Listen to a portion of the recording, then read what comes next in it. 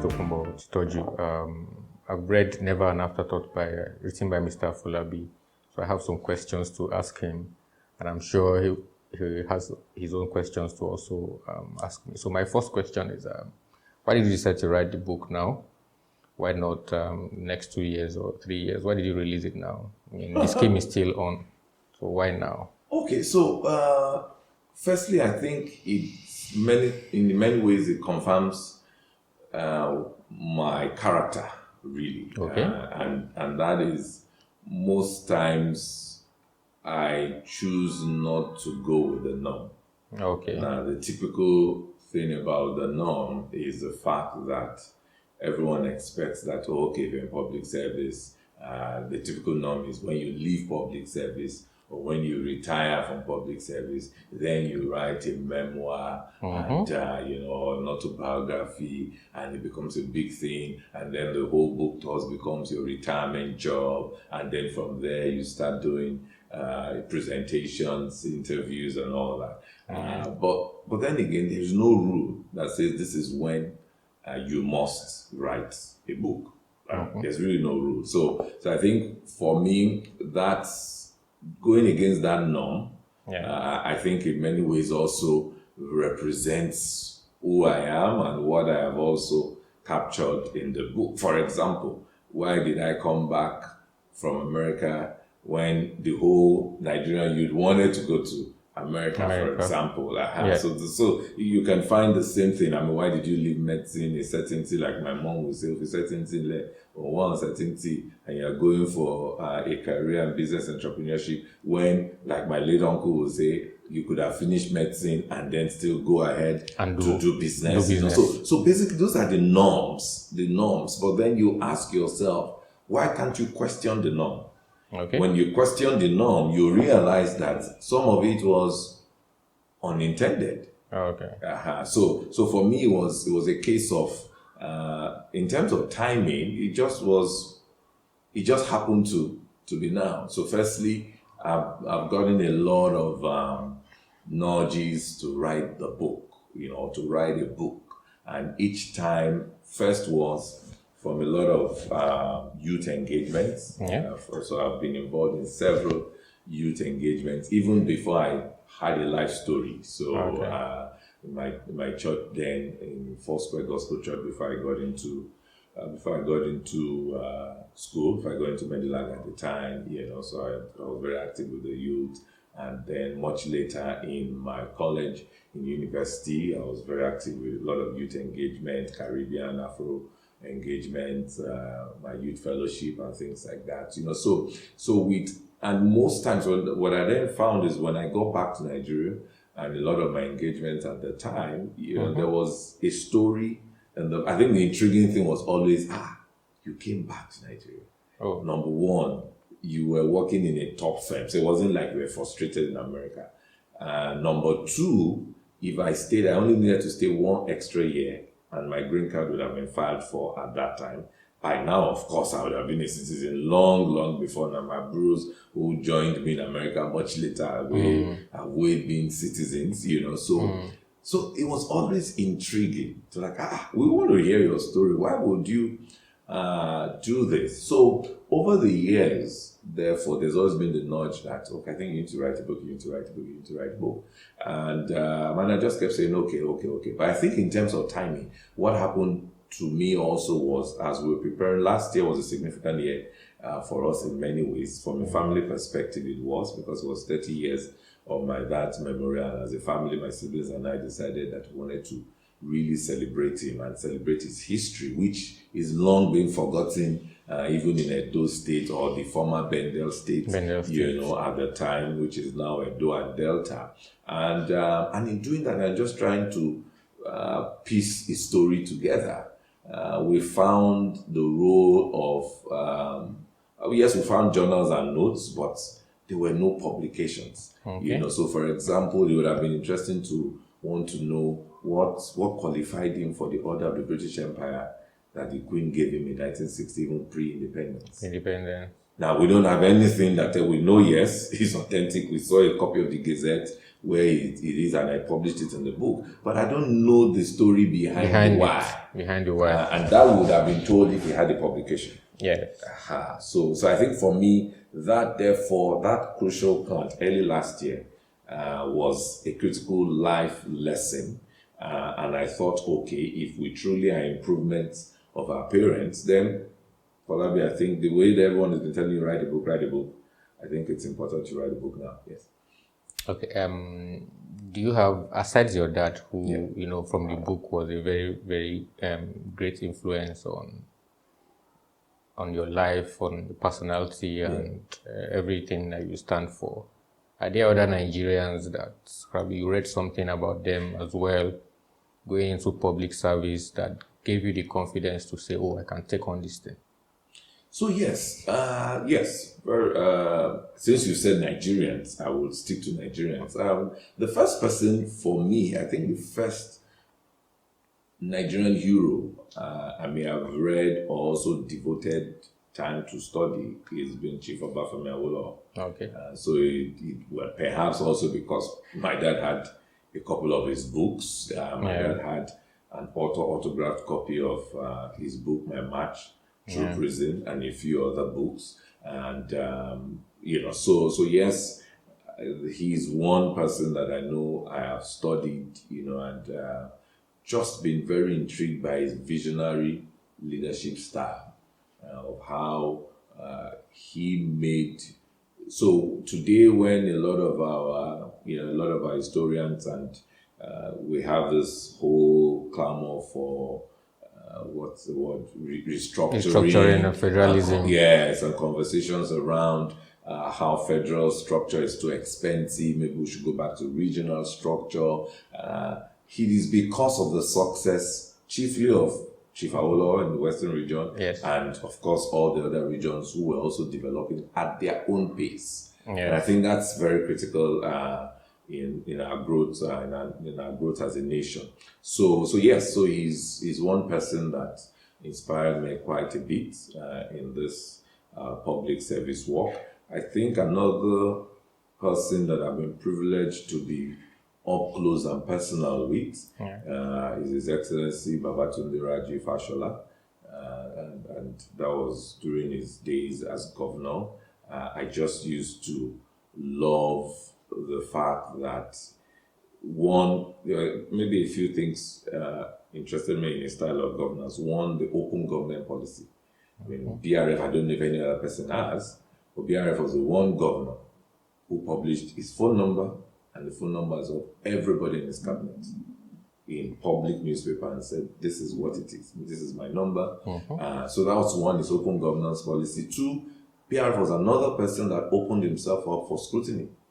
100 days, periodic 100 days scorecard review in a town hall, not a town hall full of charlatans, but a town hall full of policymakers, full of private sector, full of organized private sector, the politicians, the stakeholders. He understood stakeholder management. There was no key stakeholder of the Lagos of our dream that was not, they were always invited and were there.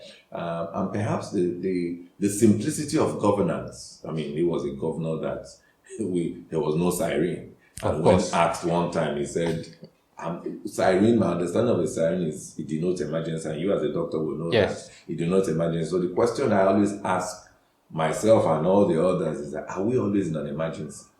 So why should I make so much noise? Really make noise? And beyond, for him, if he does not get to experience what the everyday Lagosian is experiencing, how then can he impact or make changes? Yes, make changes. I mean, so you would be in traffic and you would actually see BRF in traffic with you. Yes. Several times.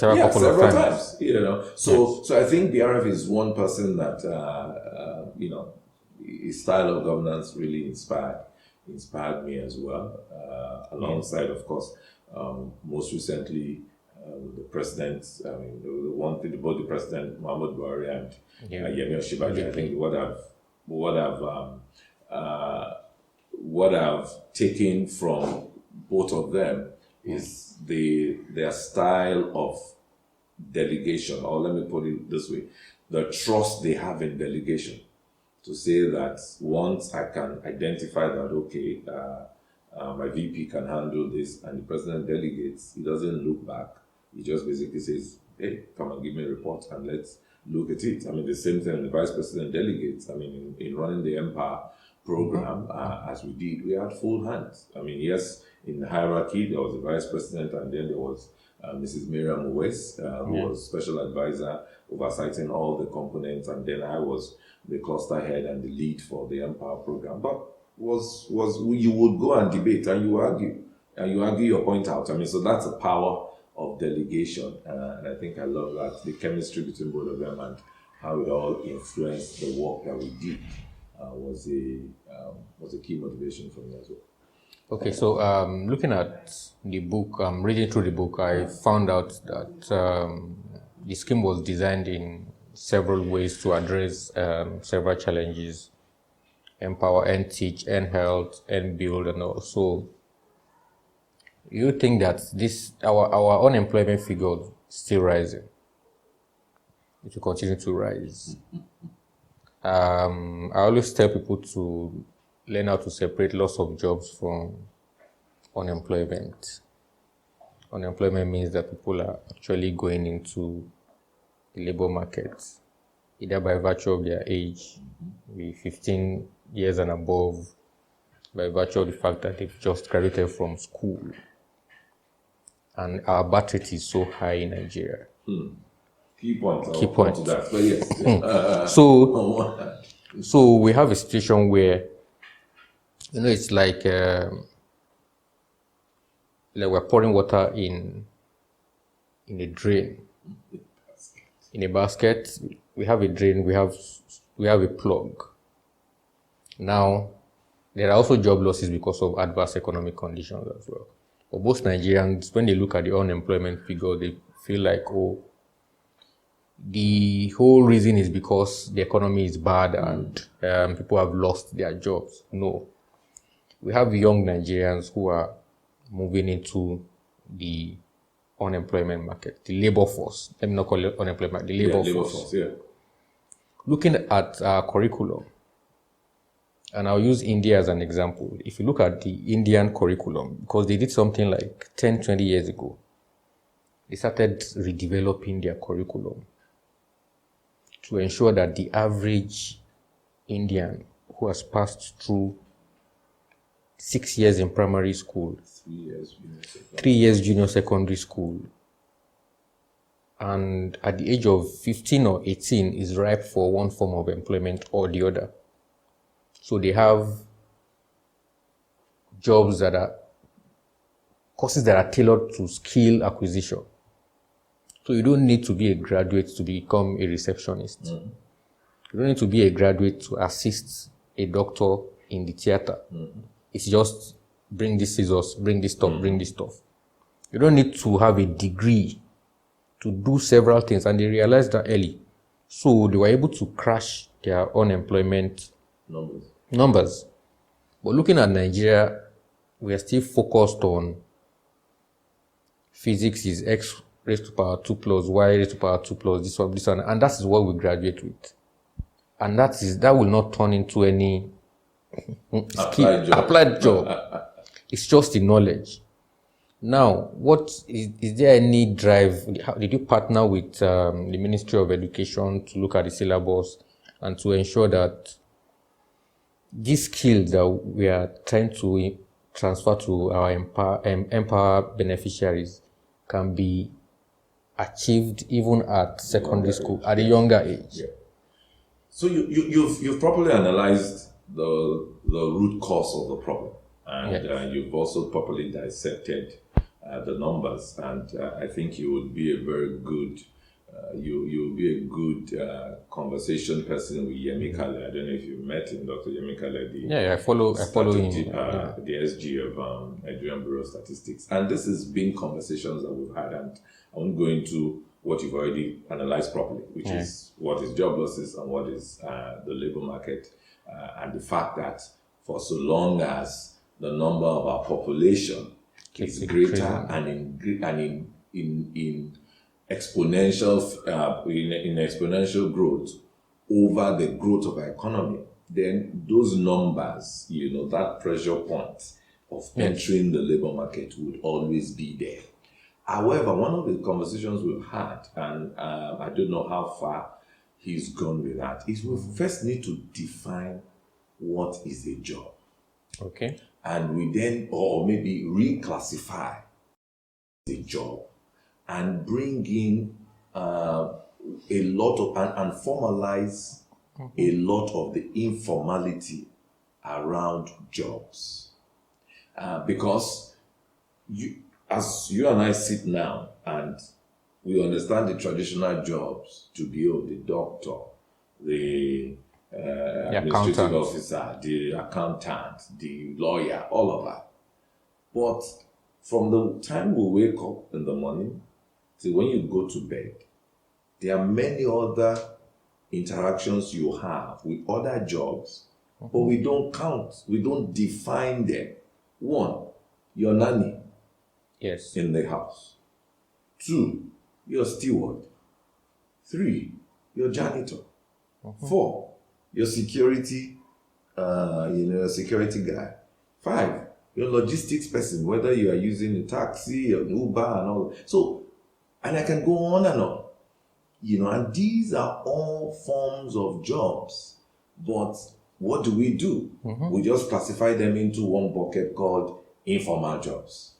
Yes. And at the end of the day, even the guy those who are also in informal jobs, never see themselves as employed. They just see themselves at the hustle, waiting for that big day. Big day that they will get a proper job.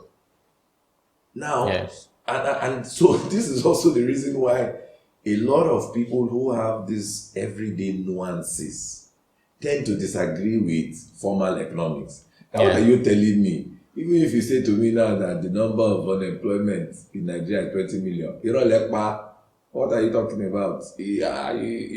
Because he's like, no, all these people that are working. So did you count this one that is selling paper? Is that not a job? And all that. Yes. So that's I think, just to cite what India did, that's also what happened in our very near recent history with our parents. Because, and as I've always said, 9 years is basic education, which is what takes you away from illiteracy. It's what enables you to be able to read, to be able to write, to be able to comprehend, to be able to have conversations, so you articulate, for you to even discover and know yourself. Post that, the next thing that you must have done is that you must, as you are developing those 9 years, you also must be developing it towards a craft, a type of a craft, that in the early days, like you rightly said, they can pick up, basic, very entry level, jobs that are assistantships, that are, just defining all these other jobs, nanny and all of that. They can pick that up, and from then they can continue to develop through continued education. So that way you just realize that livelihood is guaranteed. So those are, the second thing, like you alluded to, is redefining our curriculum. So in my view, those are the two policy reforms or systematic reforms that need to happen. I know that in the educational space, the conversation is ongoing, and in some way, the Ministry of Education is championing this whole redefining curriculum and things like that, and trying to link them to outputs as against just theoretical knowledge. So I know that that's ongoing. The bit about trying to redefine jobs and reclassify a lot of jobs, I don't know how far MBS is going on that, but those two must happen in some type of a timeline. But what we did with the Empower program was to recognize that because of these faulty systems, you already have an output that at best also is somewhat faulty. Those are the outputs that the industry that you and I would relate with, whether it's a construction industry, whether it's engineering, whether it's automobile, whatever, they will tell you, your graduates are no fit for purpose. Yes. I can't hire them. So Yes. in truth, that's where you also find that there are jobs also in the economy somewhat, but we don't have the right skills to match those jobs. You also find a lot of employers complaining about writing skills, analytical skills, problem solving skills. So what we did was to take, there was a strategy we did in the beginning to capture all of that, and then design the Empower program as a type of remedial. Now, even the way we also designed the remedial was such that we also empower them with technology. That way you have democratized that remedial by putting the power, transferring the power of development back to each individual who is able to pick up that tablet beyond the subject matter content for whether you are in teach, agri, health, whichever of those components in Empower, you have the subject matter for you to interact. So beyond those three, you also then have a wealth of additional materials, personal development, entrepreneurship, and all that you can pick up from it, and to just take your life to multiple levels. So that's what we did there. So it's a type of remedial, but the real correction for us to be able to really target our unemployment figures really has to do with these two structural things that we discussed: education and what is a job. And then, of course, the third thing perhaps is that society also needs to relieve the world of this stigma, that if you are not doing the white-collar job, or if you are not a graduate, you are a second-class citizen, you are illiterate. So I think those are...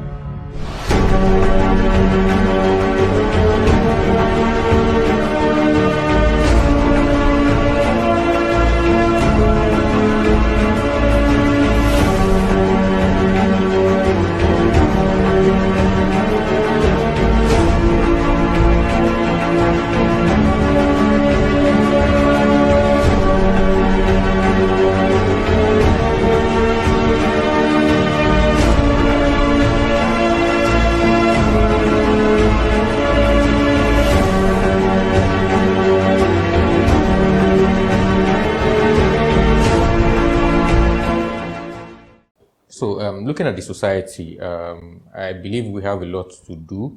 We have to go back to the basics and understand what education is.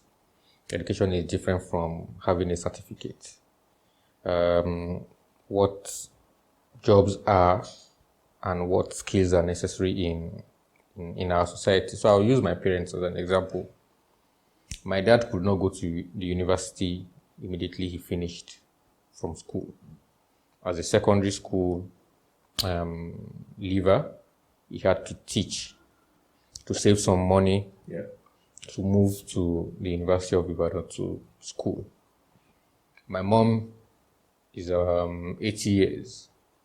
She learned how to sew, how to make clothes after her secondary school days.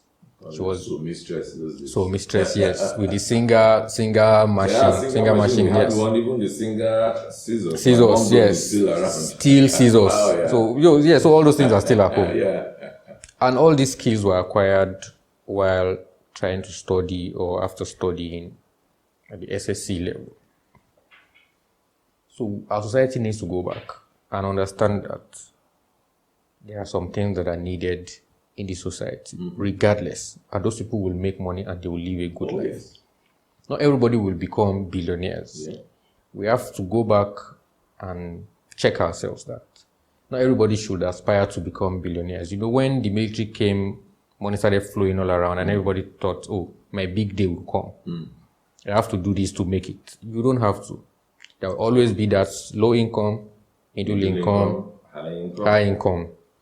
What we need to do is to bridge the gap so that the high income people don't shoot too far away from the low income income society. Standard of living, quality of life. Quality of life. So I always tell people, when I meet people in my neighborhood and I see them when they go to school, from their countenance, you will see that probably these ones are forced to go to school. These boys are just shuffling their feet on their way to school.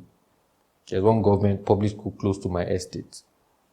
You can hear their noise in class. They're probably not listening. They're wasting valuable time. A lot of them will graduate and probably not pass JAMB or SSC or something. Then their parents will force them to take it again. To go and resit. 6 years primary school, 6 years secondary school, 12 years. 3 years trying to write JAMB, 15 years gone. That's after probably the third attempt, the guy gets tired. He doesn't know what to do. No skill, nothing. He's too big to go back to a proper school. He cannot join any adult learning facility. He starts to float around in the society. If he tries to pick up any apprenticeship stuff, people will say, oh, because he failed. Drop out. You know, they start to look at them like they are not fit for purpose. That's why they have to take up that kind of thing. But I believe that every child should be allowed to pick what his or her interest is. By GSS 3, let them know. If you go to SS3, you write your work, you can pass. After you pass, you can go to the university. I always say that university education is not meant for everyone. Oh, yeah. It will never be meant for everybody. Oh, yeah. Some people will have to acquire some skills to make it. My mechanic, I can say it here and over again, my mechanic is richer than I am. Richer in terms of resources, richer in terms of availability of time to himself and family. He's fine. He's comfortable. He has his SSC. But his father made him learn that trade after secondary school. He now went to the Polytechnic for his OND. When he finished the OND, he said, I am done with formal schooling. I can talk to you. I can read and write. I can sum. I have my literacy skills, arithmetic intact and everything. There is nothing else I am looking for in a BSc or a HND. I also have this skill that I can always develop. If I need to learn more, I'll continue at my pace. And it's fine. So there was one day I engaged Dr. Kale on Twitter that, how do you compute our unemployment figures? Because we can't be at 24% unemployment rate. If we are 24% unemployment rate, actually in Nigeria, you and I will not be able to sleep at night. You know, there are some, we have these pockets of violence and everything. But if we are hitting 30% unemployment rate, as in unemployment that the people are not underemployed, they are unemployed, they won't be able to sleep at night. So I told him, I said, how many hours of job do I need to put in a week to make a living? And how do you compute this thing? He now said, that I think it was about maybe 5 or 8 hours every week, and person must earn about some amount of money. I said there are Nigerians who will just sit down on Instagram and make money because they have the digital skills, the digital marketing skills. How do you capture those? How do you capture them?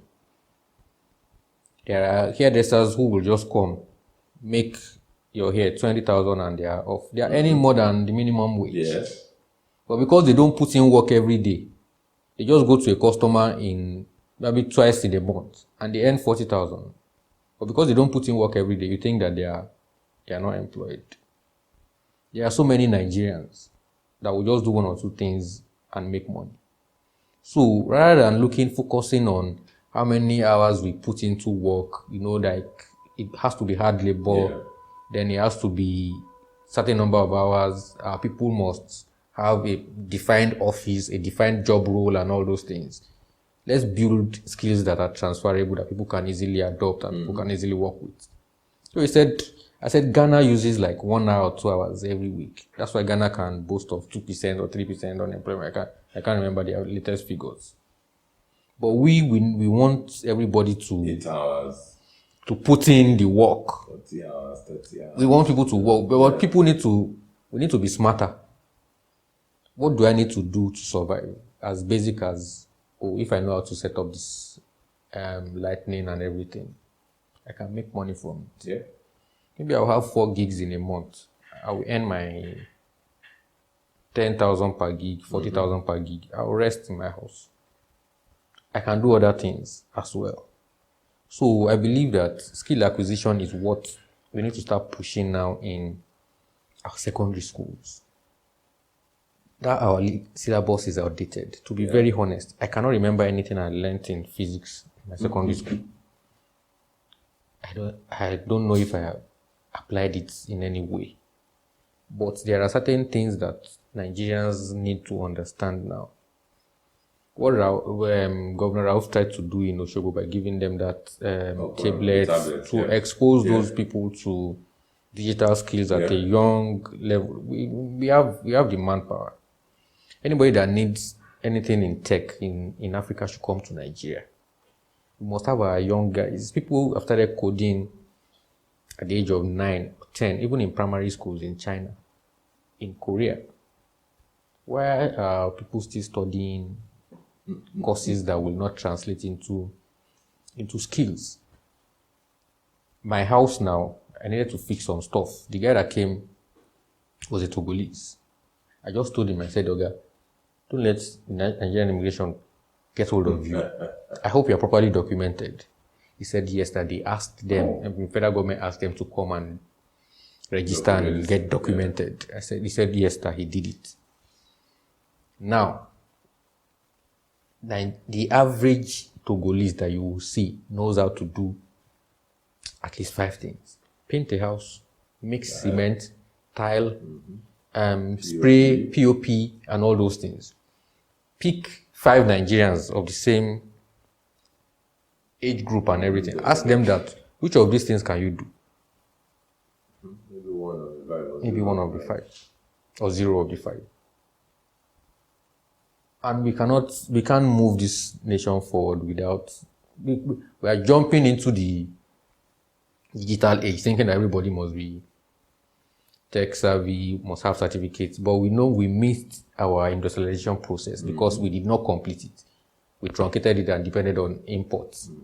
When those companies come back, we need 4 men. We need people to operate machinery. We need people that will do some unskilled and skilled jobs. So this is the time now that we need to focus on that and remove our minds from certificates and all those things. You know, when I drive to Guinness every morning, I see Nigerians come out from the factory. The plant. Some of them are just corking the bottles, washing the bottles and doing all those things. You know, these are the things that will always be with us. You know, so I'm glad that you've put your thoughts together. I hope that this book is the first of many series on what you, because when I finish the book, I'm like, no, there are still more of this story. More of this story that probably this is volume 1 or exactly. Then we should still have volume 2 and 3, because after this, then we should follow up on, you know, there's one page where I think you interviewed some of the beneficiaries. Chapter 12, yes. So we have to follow up on their stories and get them to also document and let us know how many lives they have impacted. You know, how they have built how are they growing. So maybe the second volume will be on the Empower project itself. You know, this is more like from concept stage to how Empower was battered and then to implementation. Then you now start talking so now we need a documentary like that. People it will be on YouTube in 20 years time. People will see that this man started from Empower. He has grown his company. He started Empower Agro. Now he's one of the biggest farmers in Edo State.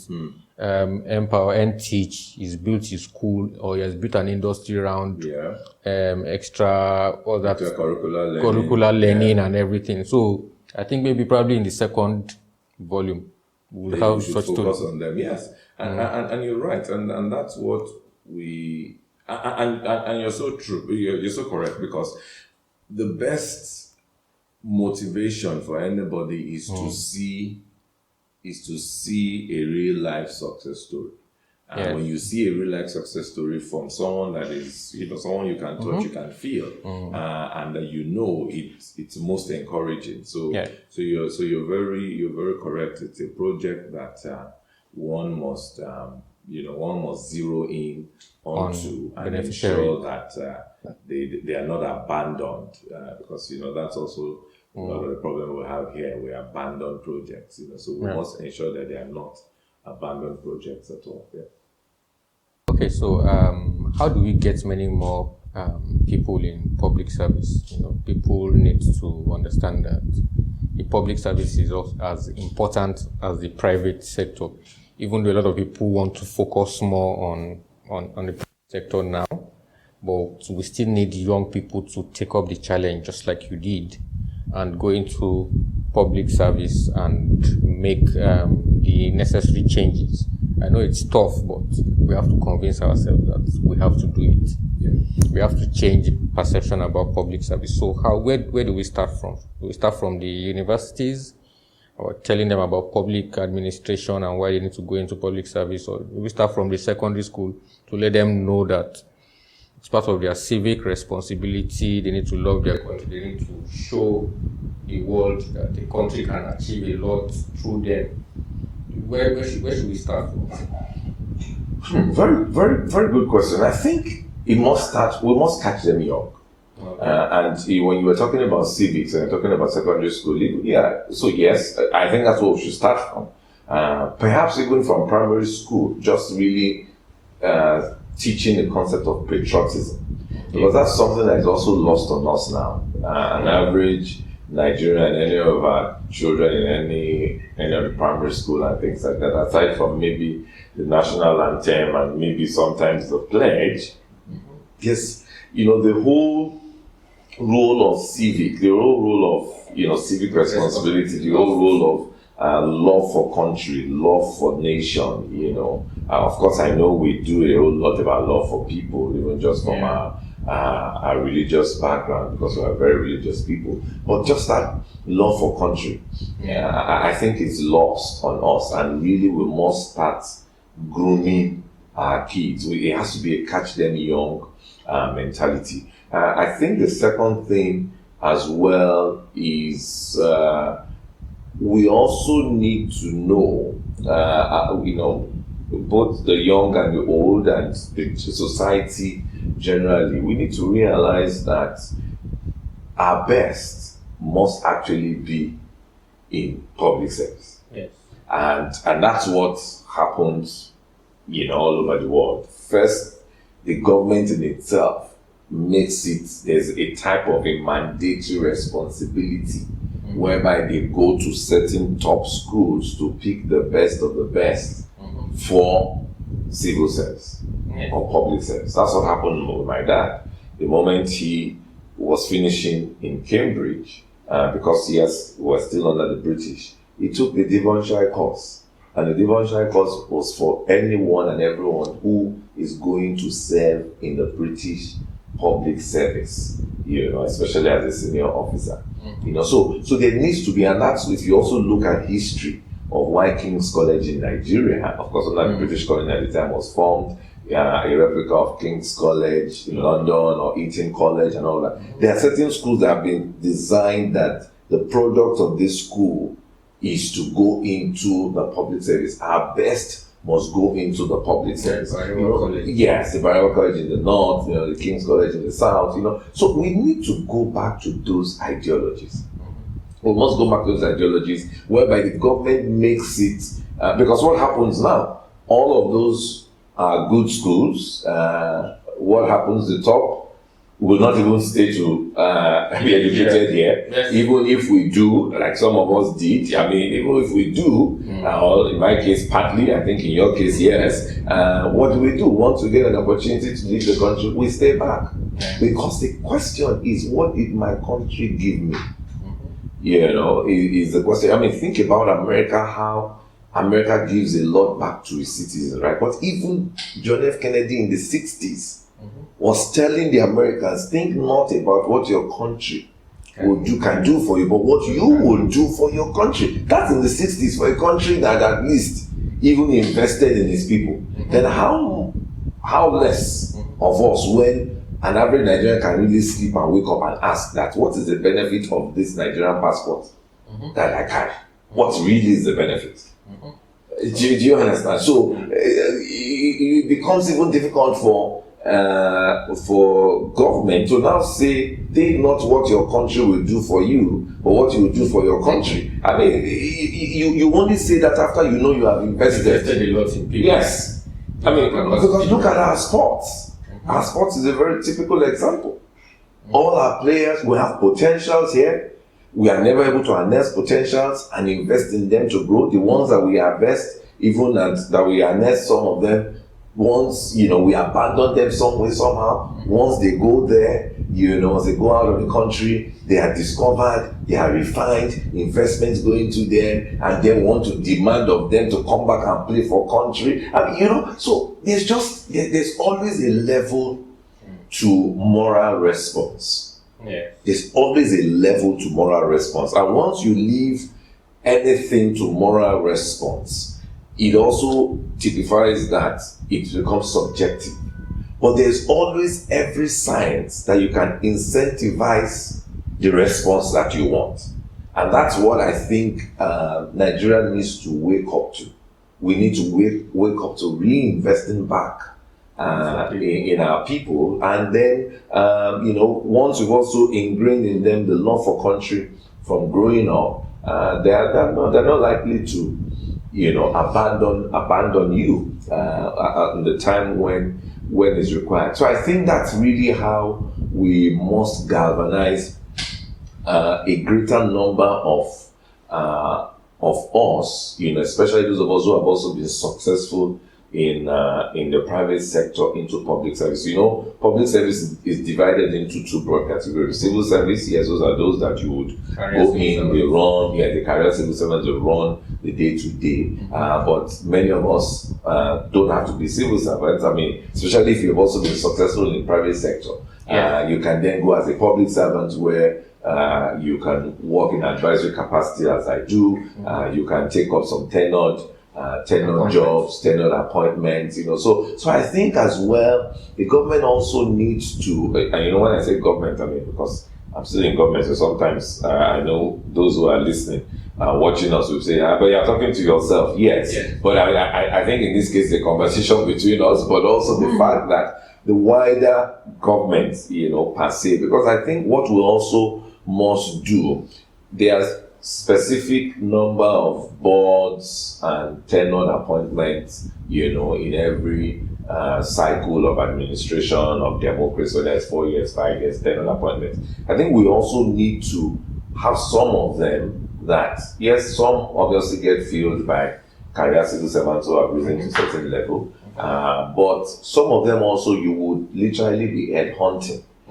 Specific people who, like you, who are doing well in the private sector to come in. For example, from learning from your own conversation, our health sector, and I want to throw this to you, our health sector needs a lot of reform and revamping, and very urgently too, because of this unexpected COVID pandemic that has hit us blue, black, and green. Now, how do we need to attract people like you to really come into that space? Because I'm worried in the sense that when this COVID started, when we didn't even know where we're going, but it started gradually in the month of March, late March, and we're saying, it's on lockdown and all that, and of course the fact that the world was shut down and our big men could not leave Nigeria, on the usual medical tourism as we typically do. So I said, this is now good, because right now we must be forced to look inward, solve our problems. And if after COVID we are not able to revive or get a direction in reviving our health sector, then I don't know what else can ever revive the health sector, talk less of all the other sectors. So yes, so let me